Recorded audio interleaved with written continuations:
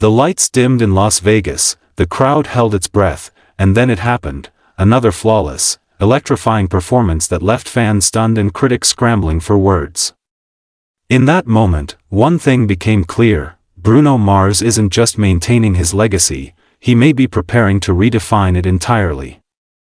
And if recent whispers across the music industry are any indication, 2027 could be the year he takes it all back. For months, speculation has been quietly building around Bruno Mars and what insiders are calling a strategic global reset. From potential festival headlining slots to an expansive international tour and even renewed talks of major televised performances, the narrative forming behind the scenes points to something bigger than a simple comeback. This isn't just about new music, it's about cultural dominance. And while no official announcements have confirmed the full scope of his plans, the pattern emerging from his recent moves suggests a calculated return to the very top of the global stage. The latest developments began surfacing after Bruno Mars extended his critically acclaimed Las Vegas residency, a run that has consistently sold out and drawn praise from both fans and industry veterans. The residency has become more than a performance, it's a masterclass in showmanship. Blending nostalgia with precision, Bruno Mars has reminded audiences why he remains one of the most respected live performers of his generation. According to insiders familiar with production discussions, several high-profile promoters have already expressed interest in transitioning that Vegas energy into a global touring format under what's rumored to be the Romantic Tour. While details remain under wraps, sources suggest the tour could focus heavily on South America and Asia, two regions where Bruno Mars' popularity has not only remained strong but continues to grow. Industry analyst Mark Ellison, who has tracked global touring trends for over a decade, noted, Bruno Mars is one of the few artists who can disappear for a period and return stronger. There's a demand curve that actually increases in his absence. If he launches a full-scale tour in 2027, especially in emerging markets, it won't just succeed, it will dominate. That dominance is not just about ticket sales. It's about cultural presence. In an era increasingly defined by streaming algorithms and viral moments, Bruno Mars represents something different: consistency, musicianship, and an almost old-school approach to performance excellence. While artists like Taylor Swift and BTS have reshaped the global music landscape through massive fan engagement and digital reach, Bruno Mars has quietly maintained a reputation as a performer's performer, an artist whose live presence can still command attention without relying heavily on trends. That distinction could play a crucial role in the rumored discussion surrounding major events like the Super Bowl halftime show. Although Bruno Mars has already graced that stage in the past, the idea of a return is not as far-fetched as it might seem. In recent years, the NFL has leaned into legacy acts capable of delivering universally appealing performances.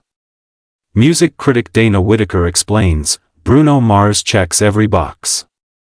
Cross-generational appeal, hit records, and a proven track record on massive stages. If the goal is to create a halftime show that feels both nostalgic and current, he's a natural choice, even against heavy contenders. Still, the competition is fierce. The industry is currently experiencing a shift toward global pop dominance, with acts that command massive international fanbases often taking priority for high-profile bookings. Yet Bruno Mars' advantage lies in his versatility. He doesn't belong to a single genre or demographic. His catalog spans funk, R&B, pop, and soul, allowing him to connect with a wide range of audiences. That flexibility makes him uniquely positioned to navigate an industry that is constantly evolving. Behind the scenes, those who have worked closely with Bruno Mars describe an artist who is intensely focused, deeply private, and meticulous about every aspect of his craft. Producer and longtime collaborator Philip Lawrence once described him as obsessed with perfection, noting that even minor details in live arrangements can take weeks to finalize. He doesn't move unless everything feels right, Lawrence said in a past interview. That's why when he does move, it feels massive. This approach may also explain the extended gaps between major releases. Unlike many of his peers, Bruno Mars has never rushed projects to meet market demand. Instead, he operates on his own timeline, often disappearing from the spotlight before re-emerging with material that feels polished and purposeful. That strategy has not only preserved his brand but elevated it. Each return becomes an event, each performance a statement that in recent months, subtle hints have fueled speculation about new music. Studio sightings, cryptic social media activity, and reports of collaborations with both established and emerging artists have all contributed to the growing sense that something is brewing.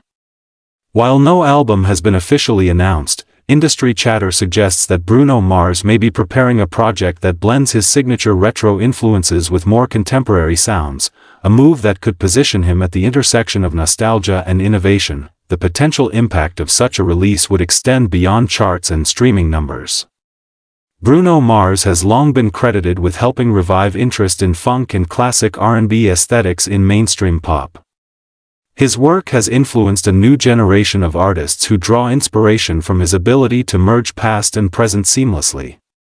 If he returns with a new project in 2027, it could once again shift the direction of popular music, particularly in the United States where genre lines continue to blur. Cultural commentator Lisa Grant believes the timing could be crucial.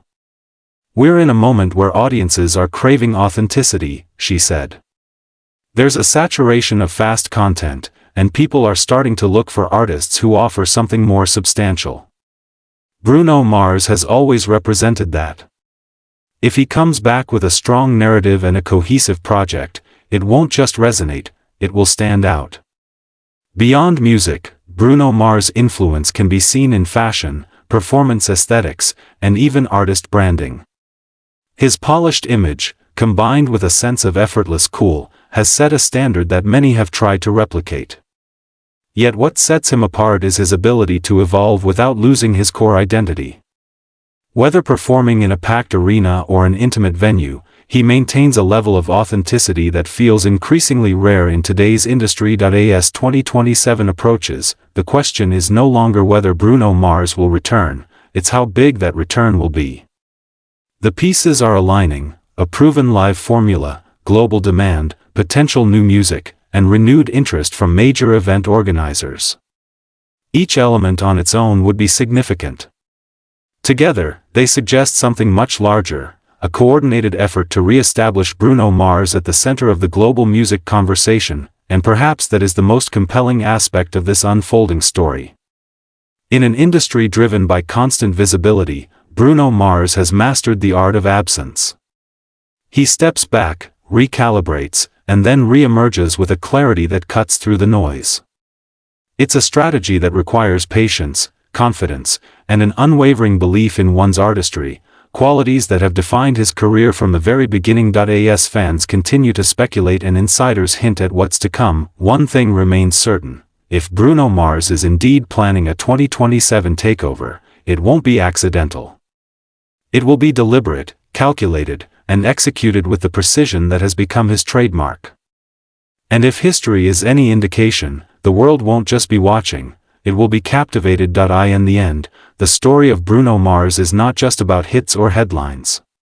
It's about longevity in an era that rarely allows for it.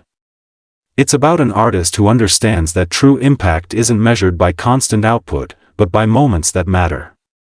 And if 2027 becomes the year he steps back into the spotlight in full force, it may not just mark a comeback, it could solidify a legacy that continues to shape the future of music for years to come.